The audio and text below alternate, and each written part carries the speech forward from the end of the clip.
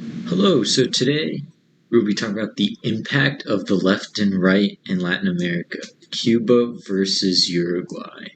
With Cuba having a left wing dictatorship starting from 1959 until the present day, which was backed by the Soviet Union until their collapse in 1991, and Uruguay with a right wing dictatorship starting in 1973 until 1985, backed by the United States. So let's dive into my thesis for this essay is the following.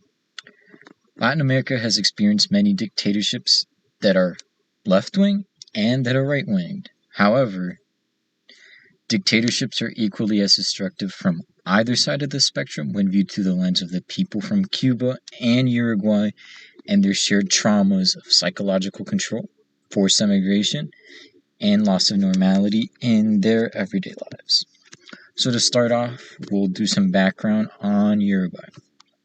In 1973, Uruguay went through a coup with then-elected President Juan María Portaberry due to the growing threat of a leftist military group known as the Tupamaros. This 1973 coup, which happened on June 27, 1973, marked the beginning of Uruguay's civic military dictatorship, which was military rule with the abolishment of Congress and lasted until 1985. This coup was backed by the United States, leading to his acceptance on the global stage. And this regime was far-right and committed many crimes against humanity toward its people, such as wrongful imprisonment, torture, kidnappings, and disappearances. This regime lasted 12 years all the way until 1985. So continuing on, the case of Uruguay, how this connects to Latin horror. The reason is due to the fact that the people of Uruguay were suffering by the cause of their own government, and how many of the freedoms that most people have in modern societies, such as Uruguay in the present day, are suppressed, and to this day many are still dealing with the repercussions that this regime caused. To start off, my first piece of evidence is by Uruguayan author Alexandra Villasante wrote a short story called El Viejo de la Bolsa, which is about a girl who who was living in Uruguay during this regime. And some of the symbolism, such as the title itself, which translates to the man of the bag, symbolizes how both mythical childhood fear and the very real threat of state-sponsored violence and disappearances that occurred during the dictatorship. And to add on, the bag is a symbol of abduction and the unknown fate of the disappeared. So the disappeared is basically how a lot of governments that were backed by the United States in Latin America under Operation Condor, such as Uruguay, Argentina, Chile, they tended to disappear people who were deemed as threats, like if they were suspected communists or if they just didn't act or think as the government wanted them to.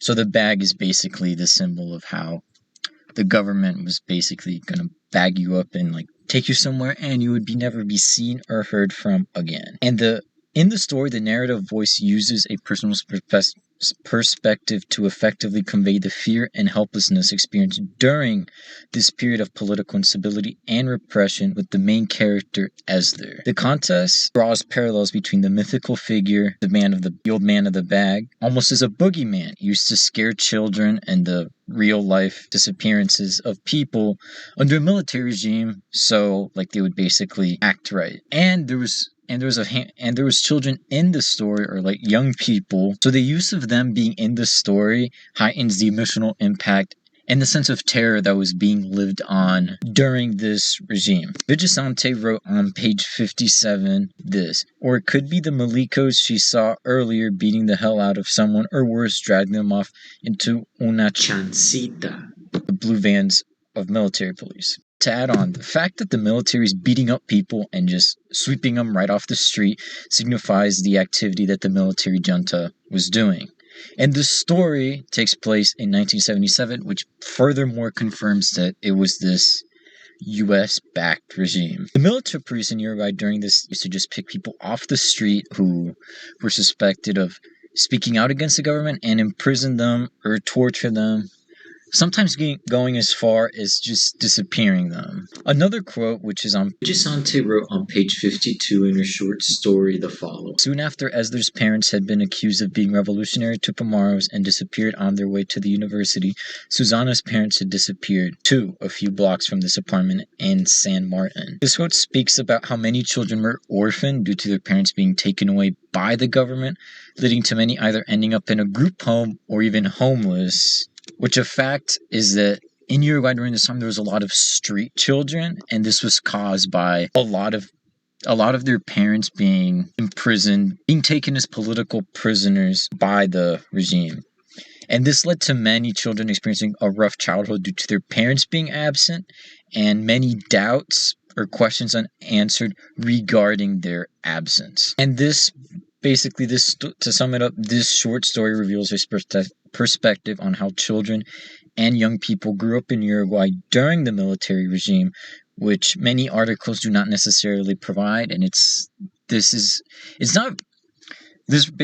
regime isn't necessarily talked about because unless you really look deep into it, like you don't hear many superficial stories about it. So you really have to dig deep if you want to understand about Uruguay, because in today's society, Uruguay is regarded as almost like Switzerland of Latin America. This story also speaks about how Esler's a girl had a partner who was a girl and named Marta, and Marta was basically like they had to end their relationship because being LGBTQ in Uruguay was prohibited, and if you were found guilty of it, you would be imprisoned. So Marta, her family was forcing her to emigrate from the country, which talks about how, such as in my thesis, about how a lot of people were forced to emigrate either to Mexico, back to Europe, or the US. So this story basically brings to light how minorities were treated during this far-right dictatorship, such as the LGBTQ, or if you even had different ideals, such as if you believed in communism, or if you weren't. The point is that life wasn't normal during this regime, and people's lives were different, and even to this day, people who lived through that, their lives weren't the same as it was before. Alright, now switching over to the Caribbean with the nation of Cuba, which is right off the coast of Florida. Anyway, so in 1959, Cuba was ruled by a dictator named Fulgencio Batista, who was backed by the United States. And in 1959, the Castro brothers, Fidel and Raul Castro, with the help of Argentinian Ernesto Che Guevara, overthrew Batista and installed a communist government, and this event is known as the Cuban Revolution. This revolution, basically, they nationalized everything. Businesses, casinos, people's houses, everything was now ran by the government. And this communist government received support from the Soviet Union, allowing them to basically, they weren't standing alone, considering their proximity to the United States. The fact that everything was nationalized, this caused many to flee Cuba, and it was also because in Castro's regime of Cuba, if you didn't support the revolution, if you believed in capitalism or anything, if you basically spoke out against this regime, you would be imprisoned. And many freedoms were suppressed, such as freedom of speech, freedom of press, a lot of rights were suspended. And the quality of life went down compared to pre-revolution, since everyone was now earning the same, you couldn't own any businesses, so life took a downgrade in Cuba. And this communist regime in Cuba has gone through some reforms and leadership changes when Fidel Castro stepped down from power in the 2000s to his brother Raul. He did do some reforms, but all in all, life hasn't really changed too much in Cuba, and life still isn't what it was. But this communist regime is still active. The way Cuba connects to Latin horror is due to many going through imprisonment, suffering with hunger and poor quality of life. executions, and a very harsh path to emigrate from Cuba, which still impacts many to this day. Anyway, so Alejandro Brugues made a film called Juan of the Dead. And basically, a summary of the film is it is a narrative voice which is delivered through direction, visuals, and dialogue, and this perspective is primarily through the eyes of a protagonist who's kind of a slacker named Juan, who basically a zombie apocalypse is going on in Cuba, but the Cuban government claims that it's dissidents from being paid by the United States to harm the Cuban people. So Juan doesn't really see this as a national crisis, but he sees this as an opportunity to profit. And this perspective that Juan has is quite cynical and almost darkly humorous, considering he's grounding the fantastical zombie outbreak in the everyday struggles and the lack of entrepreneurial spirit of the Cuban people in the face of their systematic challenges. The narration also incorporates official state propaganda with the fact that they're kind of just downplaying the threat and saying, oh no, the zombies they're not dead people who came back to life, they're just dissidents paid by the United States to harm us. So going to some symbolism that happened in this film. So the central metaphor is these zombies, which they symbolize many aspects of Cuban society. The government's narrative, they represent dissidents, but if you really think about it, they can be seen as they represent the disenfranchised, like the unthinking masses, or the dead states of certain aspects of Cuban society and its economies. There's not much free thinking. Everyone kind of just follows the Cuban society, not thinking too much because of the propaganda that the Cuban government imposes on the people. And the inability or refusal to acknowledge the true nature of the problem is a direct critique of government denial. How the government isn't okay, it's actually dead people, the undead, not dissidents. And Juan's entrepreneur venture, which basically involves him, best friend Lazaro, his best friend's son Vladdy, California, his friends La China and El Primo, and eventually his daughter Camila. It involves charging people to kill their family members that passed away and came back to life, which kind of shows how in Cuba there's a big black market and the lengths that people go to survive the economic hardship that is going on in Cuba. And in the end of the film, Juan and his group, they build a raft to escape, which is a reference to the rafters, which in Spanish is known as balseros, which is basically the people who build a raft to try to flee Cuba and go to the United States. So it's basically a symbol of the desire to escape the country's social and political realities. It's also important to add that the city of Havana itself in the film symbolizes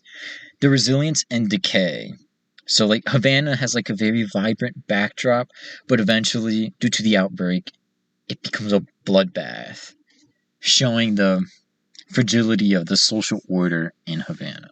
A key moment is at the beginning of the film, Juan and his friend Lazaro, they're out fishing and then they encounter this guy, and Lazaro harpoons him and kills him because they thought he was a normal person.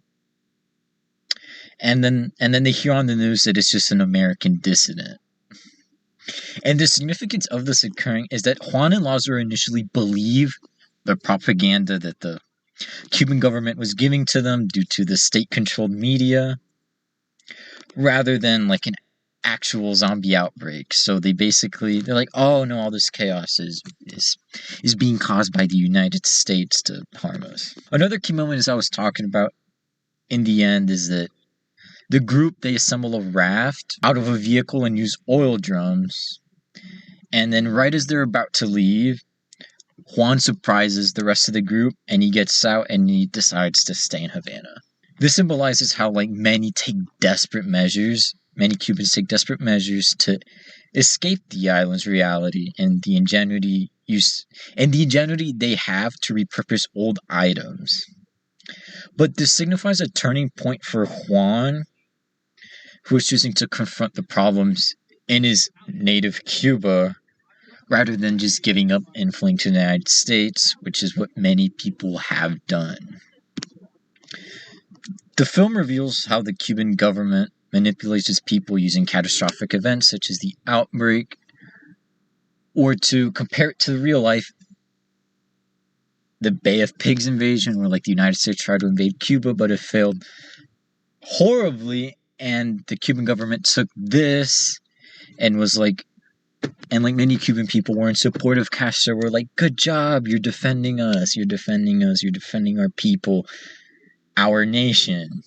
But it also showed the unfortunate reality that the people of Cuba have to flee their home, even though it hurts them a lot, and like the desire that things would get better at home by their diaspora, such as those who live in the United States or in Spain or in Puerto Rico, how they really just want things to get better, but that is unfortunately not the case.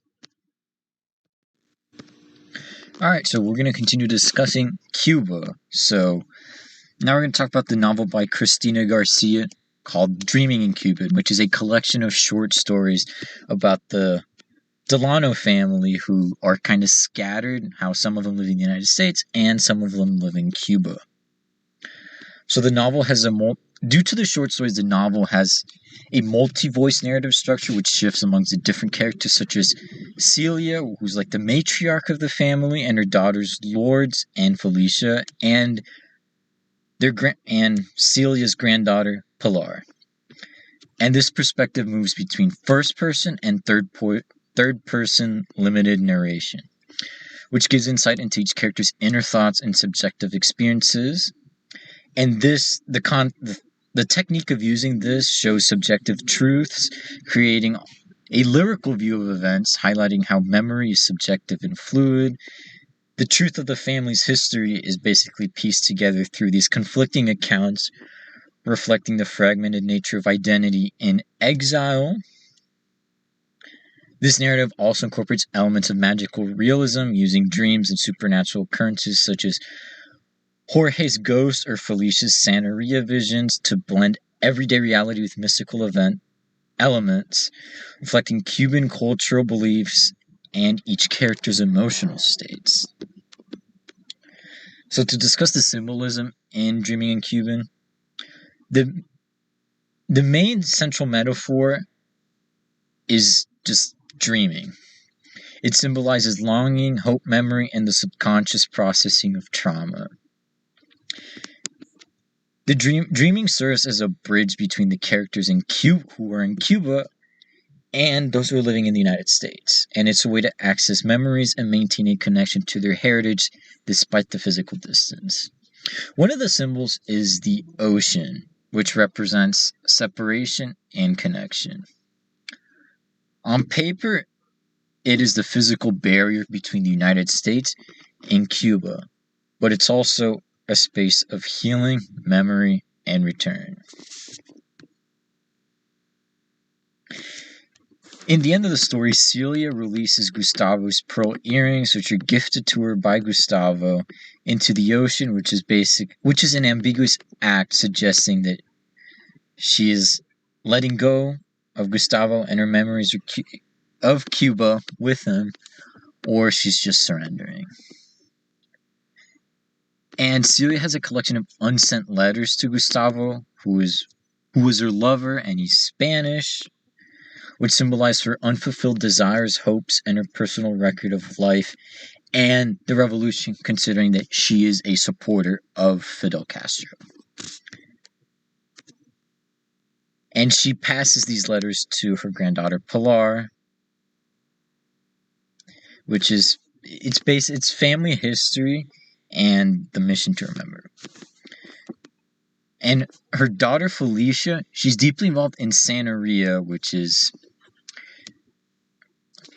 it's a mixture of Catholic and West African beliefs in one, and it's very popular in the Caribbean, especially Cuba. And Felicia, the fact that she's big into Santeria symbolizes a search for belonging, spirituality, and a way to cope with the trauma and mental illness outside of traditional means such as therapy. And Lourdes, the other daughter, she runs a bakery called Yankee Doodle, which symbolizes how she's trying to embrace American culture as much as possible and her rejection of Cuba, which is a sort of major conflict in her mother, Celia. How, like, Celia's a big supporter of Cuba and she doesn't want to forget how life in Cuba was. And Lourdes she rejects that. And the structure of the novel is non-linear and fragmented, and it spans decades, starting from the 1930s, their life in Cuba, and the 80s, which is their life present in the United States, and it moves back and forth between times, switching between the 30s and the 80s and time in between. And this reflects the nature of memory and identity that many within the Cuban diaspora have. One of the quotes is about Jorge, Celia's husband, and Lourdes and Felicia's dad. So the quote is, Jorge boarded the plane for New York, sick and shrunken in an ancient wheelchair, and he yells, "Butchers and veterinarians," he shouted as they pushed him off the plank. That's what Cuba is now. And this quote is on page 6 of the novel. Basically, this quote expresses the utter disillusionment and disgust that many Cubans have with what Cuba became under the revolutionary government of Castro. The brutal imagery of using butchers and veterinarians implies that Cuba became a place of violence, blood, and that they had a mechanical, dehumanized approach to people and society. Furthermore, this quote encapsulates the personal feelings of many Cubans regarding the betrayal and the other loss regarding their homeland, which is no longer a place where many can live or be properly cared for. Basically, many Cubans felt like that after the revolution, their home of Cuba changed forever, and that it was long gone, and that the country that they grew up in was very different. It was completely different to the country that they once knew.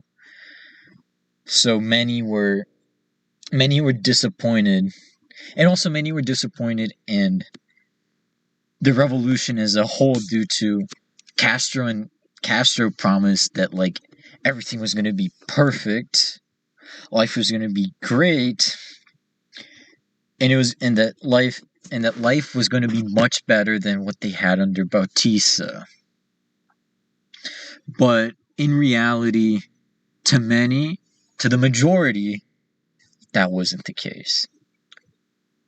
Changing to another quote from page 111, Cristina Garcia wrote, "Since her husband's death, Celia has devoted herself completely to the revolution."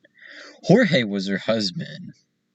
So this quote refers to how the revolution offered justice, purpose, and transformation for many, such as Celia. And, like, the fact that she devoted herself is not only portrayed as blind loyalty, but as a deeply felt belief in a better future. So basically, the fact that Celia devoted herself completely to the Cuban Revolution represents the millions of Cubans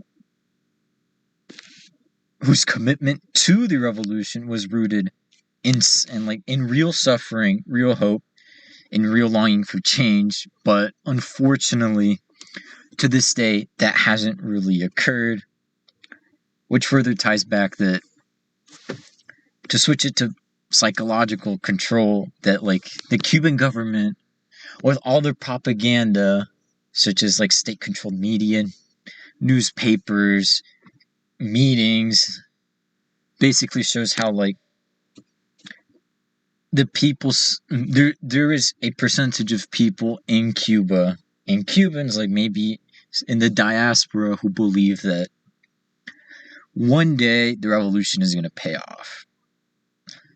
But this has impacted many to this day, where like they've basically become delusional.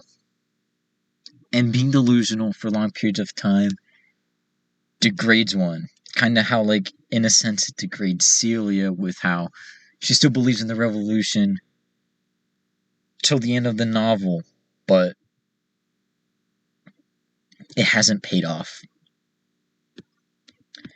And basically, the novel reveals how Cuba's left-wing dictatorship divided families, caused mass immigration to places such as the United States, and it pushed people to the extremes politically just to survive. Kind of how, like, Celia went all the way to the left, supporting the revolution, and Lords went to the right, completely rejecting her nation of Cuba and going all in on American society and their ideals of capitalism.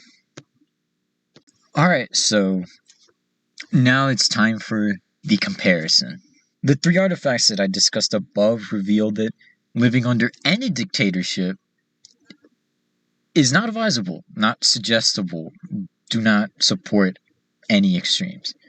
A left-wing dictatorship, as was seen in Cuba, and the right-wing dictatorship, as what was practiced in Uruguay, both have very similar consequences, such as the desire to emigrate, with Marta her family suggesting her to leave Uruguay and go elsewhere, and with Celia and her family, her daughters moving to the U.S.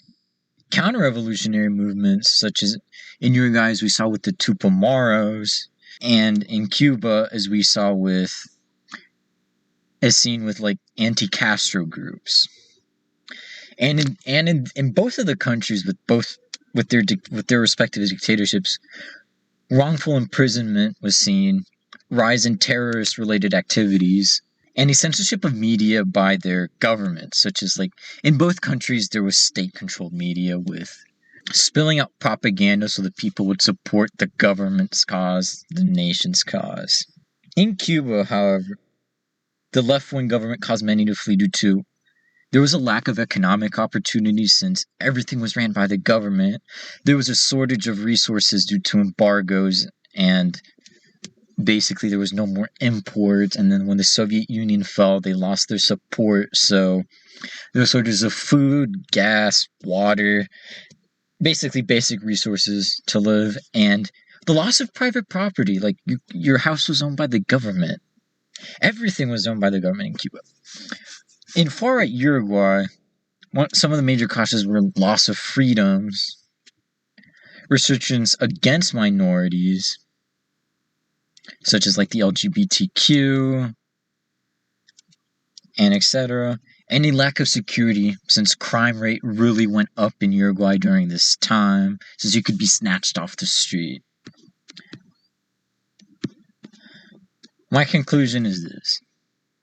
Latin America has experienced many dictatorships that are left-wing and right-wing. However, dictatorships are equally as destructive from either side of the spectrum, as viewed through the lens of people from Cuba and Uruguay and their shared traumas of psychological control, forced immigration, and loss of normality in their everyday lives. This pattern goes to show how neither extreme, no matter if it's left or right, isn't good for everyone. Basically, extremes don't work. And future horror content in Cuba will reveal how brutal the communist government is and how strong the damages that this government has left is present in everyday lives of Cubans and their diaspora. And with Uruguay's horror, it will expose the atrocities committed by their military junta in the late 70s and early 80s, and how it leaves a scar even on Uruguayan people in 2025. These artifacts simply show the impact that these regimes have left on the people in the present day, even though the atrocities occurred long ago. Thank you guys for watching.